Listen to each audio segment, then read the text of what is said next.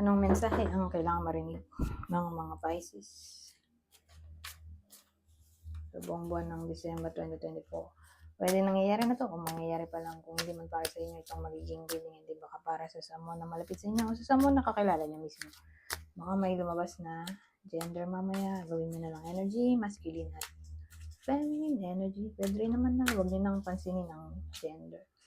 Hindi ko masasabi kung anong magiging reading, kung positive ba o negative. Depende sa kung anong mag-pick up ng energy. Walang masama kung napanoorin nyo ang sun, moon at rising sign nyo. Kasi baka liman sa mga yun ay mag-resonate na sa sitwasyon nyo. So, ang bida natin, lalaking kasal.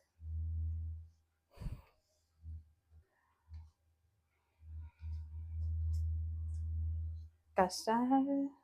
Alin man sa mga to, sa description. Kasal, may anak, businessman, may trabaho, mayaman,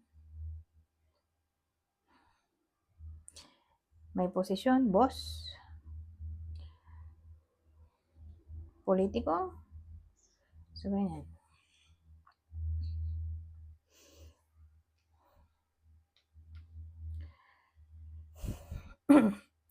Well, parang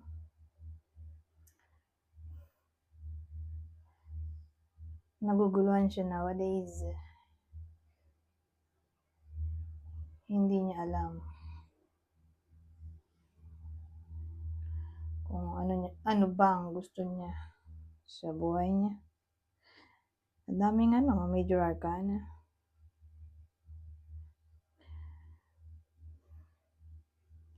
So nowadays, parang pina-question niya ang nakbo ng buhay niya.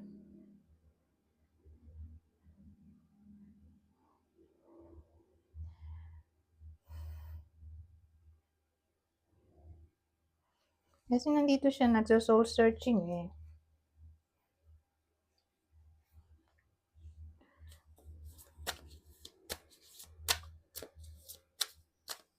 Hindi siya masaya.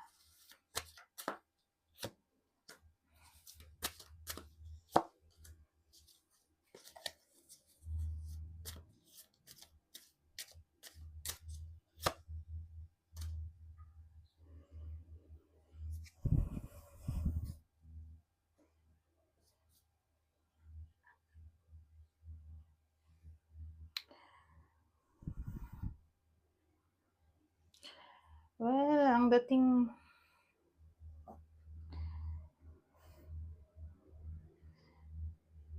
dumaraan siya ngayon ng crisis.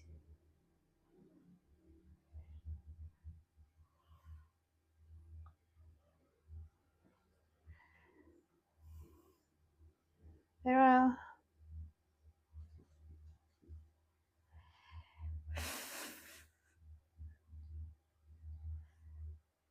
kasi ang dating feeling niya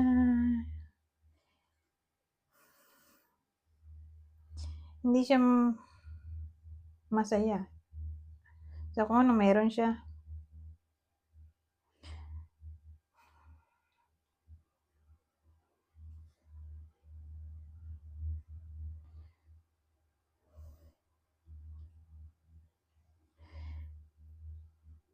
So ang dating sa akin, ayaw niyang ipakita sa iba na ganito yung nafe-feel niya. Papakatatag siya dito. Pinapakita niya na in control siya, pero ang totoo deep inside, parang dumaraan siya ng mental crisis, mental problem.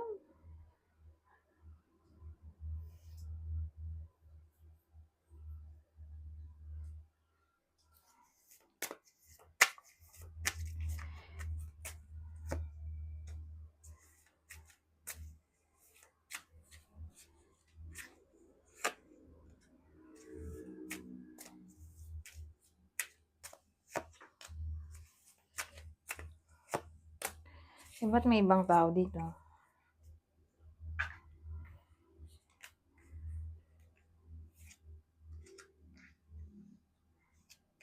Oh, Yung lalaki dun.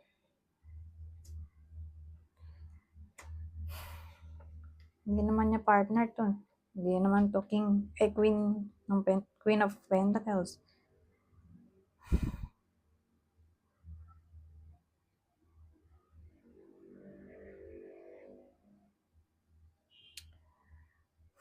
Kasi may mga kaso na magkarelasyon sila. 'Di ba? Pero kasal yung isa. Pero separated na siya. Yun nga lang, hindi pa siya separated legally. Pero separated na siya sa partner niya. Sa asawa niyang kasal. Kasi ano nga, hindi to Queen of Pentacles. Dapat magkapareha sila.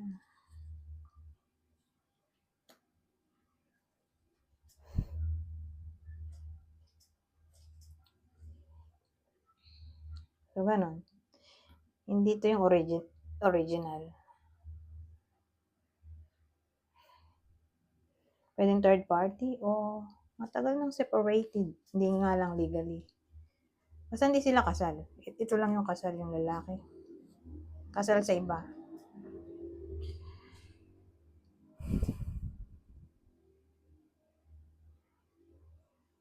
Eh, ba't ganun? Bumaliktad to.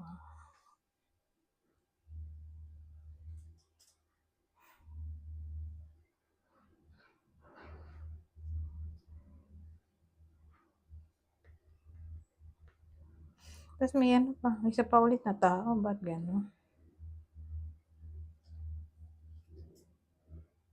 Pare silang suit.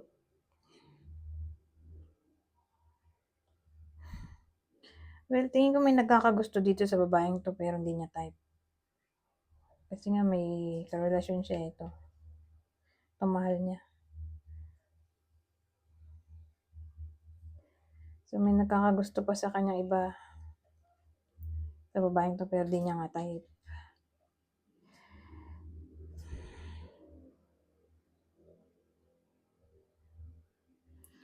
Pero ang dating kasi yung lalaki at babae dito, parang nag-away sila eh.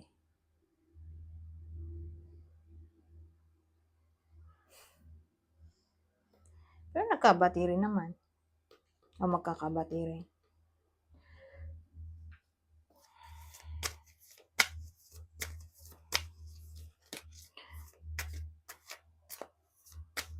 Remember monthly reading to. So, ito yung pwedeng eksena sa buwan na to.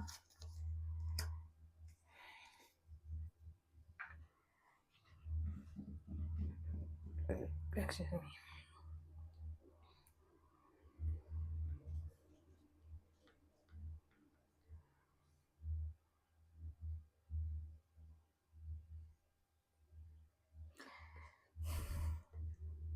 Well, ang dating sa akin,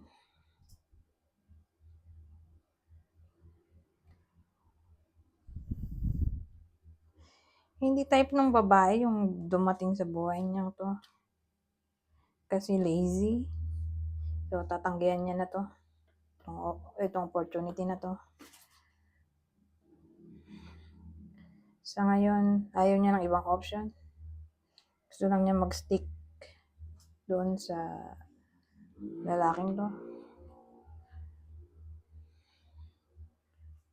O siguro, nag-away kasi sila dito eh. Kaya siguro dumating to. Ginawa lang niyang rebound. O in-entertain niya lang kasi gusto niya ng attention. Pero hindi naman niya type eh. Nung babae. So, iba-break niya rin yun o iba-block. O sasabihin na ayaw niya dun sa lalaki na darating sa buhay niya o baka dumating na dun sa babae.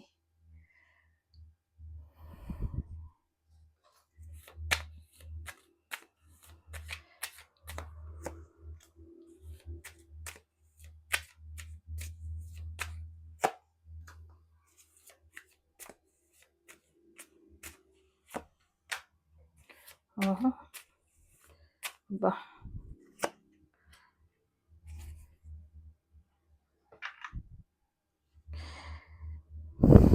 may Queen of Wands tayo. Ito yung original. Hindi ito yung original, oh. Nangyari. Pero mali yung meaning nito. Huwag nyo masyadong pansinin. Kamali ng print. Kasi pares na pares ito sa kayong magician ba yun?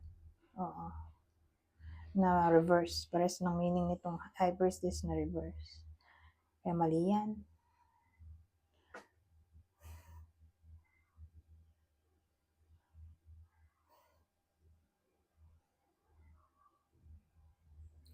Natanong ko, bakit may eksena pa to? Kung matagal na silang break o baka third party. Yung babae, ito, yun nandito kanina. Dumating pa tong justice, ano yun?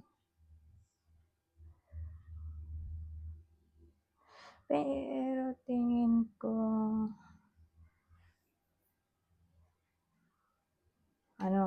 kasal siya,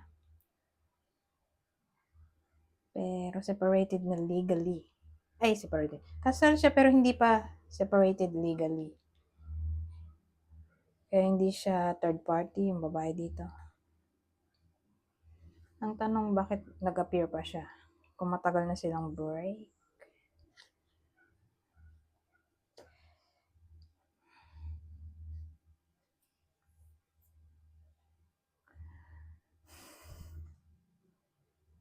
Parang may lihim na motibo tong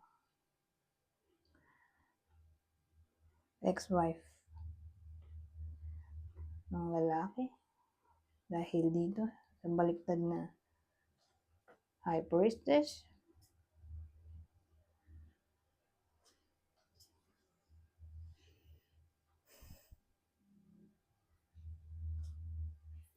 Parang may gusto siyang sabihin o iklaro.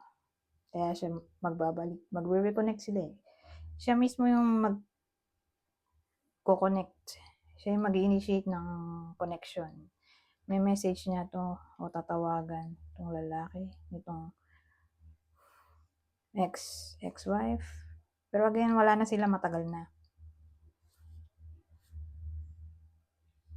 Kaya hindi third party itong babae. Hindi lang sila separated legally.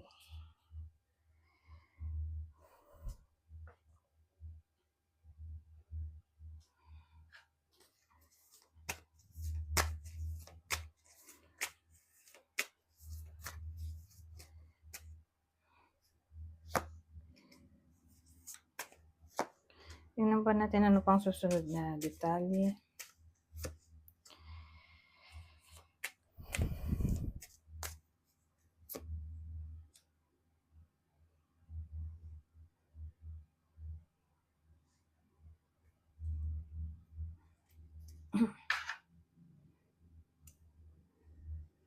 Ano to?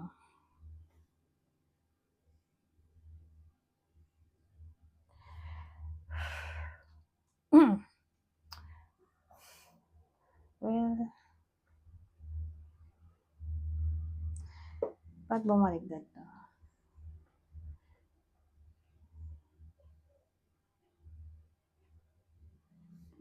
Siguro, ang sasabihin nung babae, nung ex-wife,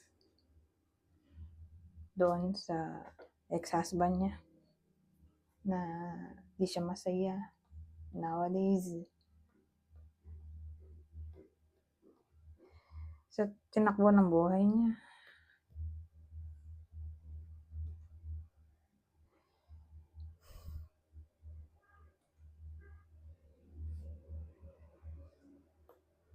Yun yung parang i-open niya yung kanyang paniniwala dito sa justice. Sasabihin niya yung mga experience niya na di nga siya masaya.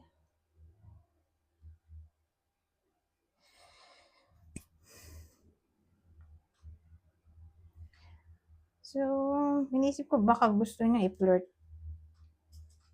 Kaya baliktad to.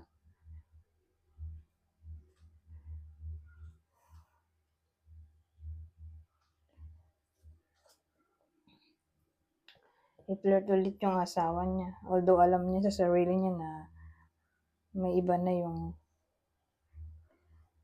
ex-husband niya. Parang gusto niya i-flirt. Kasi biglaan to, impulsive.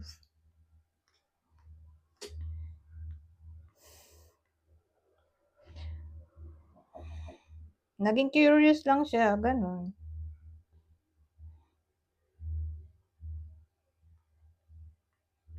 Parang naghahangat, parang may lihim na motibo yung ex-wife. Gusto niya siguro pag-awayin. Parang masama yung motibo niya dahil baliktad to. Gusto niya pag-awayin yung ex-husband niya at itong partner nung ex-husband niya. So yun siguro yung hidden agenda. Kaya bigla siya magbabalik. Kasi di siya masaya.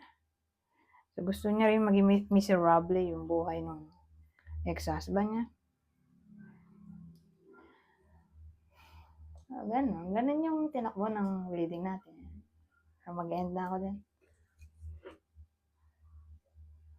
Anyway,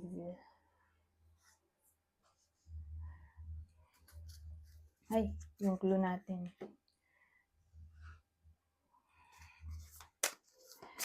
So, yung clue natin, 9.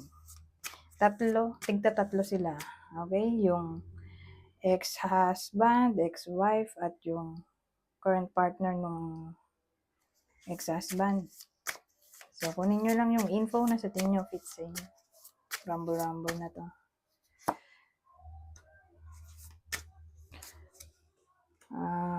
Oval face, tattoo, unhealthy habits. May someone na may bisyo siguro. Unhealthy habits, braids, oval shape ang mukha, may tattoo, ano ba to? Mahilig magtrentas, buntis, with buntis na, o mabubuntis pa lang. May someone na ganyan. So, probably yung current partner nung ex-husband, yung buntis, o mabubuntis.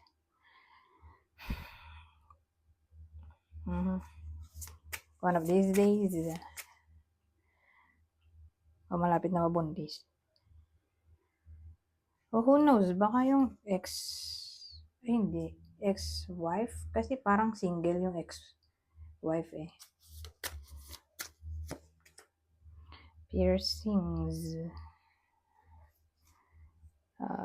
May mga hikaw sa katawan. Ayan, tulad nito, sa ilong. Yung iba sa kilay. Depende. Minsan nga sa dila, pusod. Nunal o ano ba to? Taling. Mahilig sa puting damit o baka uniform to. Puti. Ito naman, kung di puti, ay black. Ay sabi, white clothing, black clothing, alin man dyan. Pwede ngayon yung uniform. Kung di mahilig sa white o black, ay di baka yan yung uniform. Black o white. Nagtatatlo na. Zodiac sign. So, yung zodiac sign natin dito, pwedeng zodiac sign ng depende. Kung sino yung bida sa kwento na to. Kasi tatlo eh. So, hindi ko alam kung sino kayo dyan. Sa tatlong yan. Pero definitely, isa dyan ay Pisces. Okay? So, ito pa yung ibang zodiac sign. Capricorn, Pisces, Sagittarius. Anyways, bago ako mag-end, ito pa pala. Ano masasabi dito? Power. The power of love is like a magnet drawing souls together. So, parang siyang attraction. Power ng love. Magnet eh. Mga magnet. Yung mag-lovers.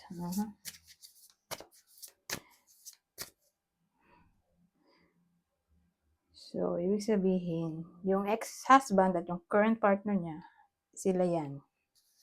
Magnet sila sa isa't isa.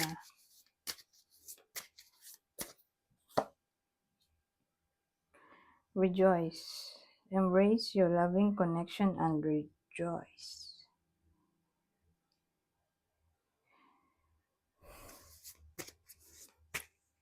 So, i-celebrate. Wait, ganun eh. Siguro, ina-advise sa month na to na mag-show ng appreciation o admiration sa partner para maging strong lalo yung foundation ng connection. Your spiritual journey is beginning. So, magiging spiritual daw ang iba sa inyo. Sa monthly pala to. Sa month na to, ng December. Ayun o, your spiritual journey is beginning. Either magiging spiritual kasi malawak yung spirituality o religious. Ayun man sa dalawang yan. Anyways, hanggang dito na lang. Goodbye. For now.